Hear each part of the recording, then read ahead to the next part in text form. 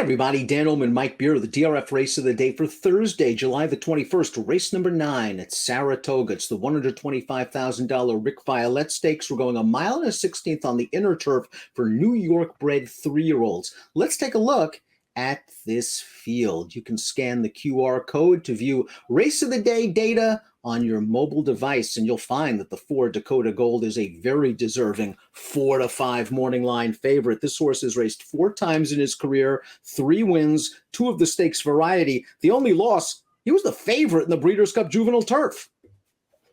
He was. He did wind up favorite in there. That was only after the, all the problems that surrounded that Godolphin entry there, and they didn't get to run except for purse money only. But still, this horse was taking money anyway. He wound up the favorite. Actually ran okay in that race, Dan. Second off the layoff. Now, I do think he's way the horse to beat in here. Oh, he's simply the horse to beat. He has no problem stretching back out in distance. And one of his great assets that he showed last year and in his first and only start of 2022 is his tactical speed. We threw up the Timeform US pace projector. I expect the 6 Seaver to be aggressively ridden, stretching out of 3 short sprints for trainer Tim Hills. Dakota Gold will be close. And I would expect Coinage, another horse with tactical speed, and taking a pretty substantial class drop, will be close as well. Yeah, I that's how I looked at it too, Dan. I mean, I actually feel like if Coinage is in that position when this race reaches the pace call, he might be in pretty big trouble. I think they need to put this horse on the lead. Stop the spread, the number 1 we see in a decent tracking position on Timeform US. The problem is he's raced 4 times on turf, just hasn't done very well. Hasn't hit the board in any of those races, was a gigantic price against entry-level allowance horses 2 starts back, and finished last after pressing a pretty fast pace, to be fair. But he's lost at Indiana Grand. This is a tough spot. Yeah, I mean, he's hard to make a case for. I suspect he's going to show speed from the rail, though, Dan. That's sort of been his MO in his grass races. I don't know why they would run him here, for a much bigger purse and not try to use his speed in this race. Jose Ortiz takes the mount on the number 2, Sundays with Sandy, for trainer Rudy Rodriguez. Now, this horse was able to win at a mile and a 16th in his one and only turf start at 2. Now, he was able to get to a very easy lead that day, opened up at just the right time, and barely held on. He's had 1 turf start this year. He didn't make the lead, and he tired. I think he has some potential, but I think that this race might be a bit too tough right now from a class perspective. I don't really have anything to add to that, Dan. I think you nailed it with his maiden win last year and the only turf start. He just sort of took advantage of a really, really good ride there from Saez, and he just managed to get the job done. Last time kept up close to a pretty slow pace in that race, and he just wasn't close to good enough, although he did take a little step forward as far as figures are concerned.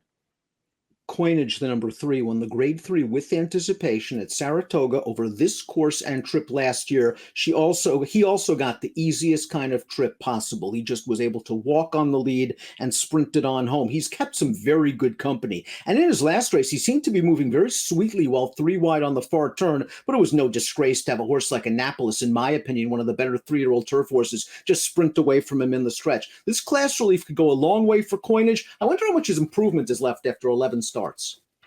Yeah, that's all fair.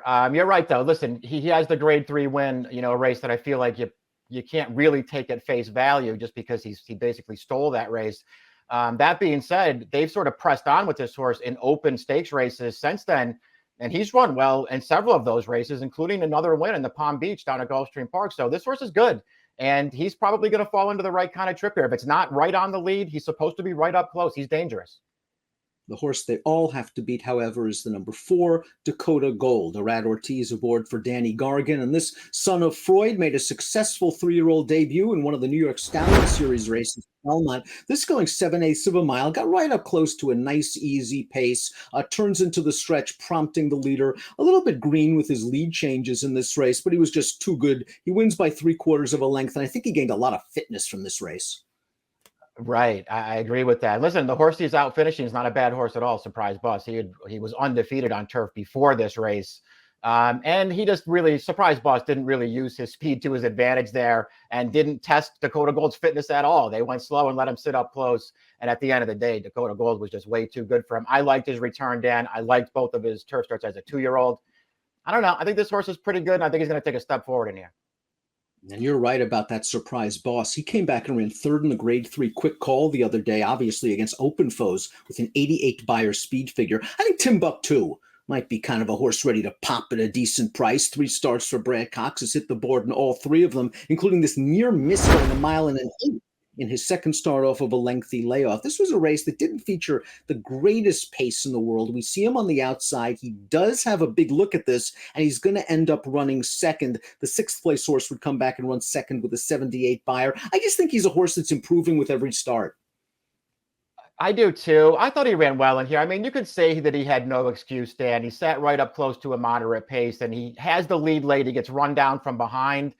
You know, the flip side of that is it was 1 mile and an 8th. He was 3 wide every step of the way, while the horse that beat him just sat on the inside, popped out late, and nailed him. I thought he ran well in there. I liked each of his prior 2 starts. I know that he didn't get a figure when he won up here as a 2-year-old last year, but he ran really well that day. I almost put this horse on top. This is a tough spot for him, but I think there's a chance he turns out to be all right. And if this pace heats up, and I guess there's a chance that it does, I think they're going to rate him and try to make one run as they did in the debut. And I think he's going to benefit from those tactics. The number 6 is Seaver. Now, this one is stretching out in distance for a very underrated trainer in Tim Hills. He ran against open starter allowance horses going 5/8 last time at Monmouth. We're going to watch that race. He showed brief speed. The pace wasn't very, very fast. We see him getting outpaced turning into the stretch, and he's going to end up running third. He has a lot to learn. I guess the pedigree indicates he can get the distance. And if he is allowed to get to an easy lead under Dylan Davis, I think he has an outside chance, but there's a lot to prove. Yeah, there is a lot to prove. And, I'm just, personally anyway, I'm just not convinced that he's going to make some kind of soft lead in here yet. I think there's plenty of speed, not only to keep him occupied if he does make the lead, but I think to maybe even keep him from making the lead. We'll see how it all plays out. I thought this horse was in a little too tough.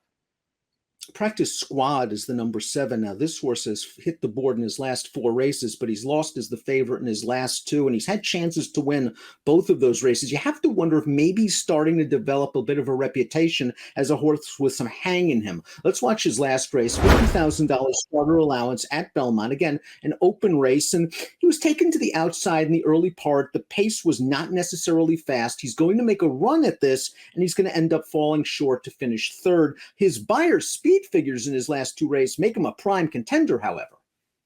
Yeah, I think he's run okay. This one I wasn't quite as taken with. He has a real shot to win it there, and he's just not good enough at the end.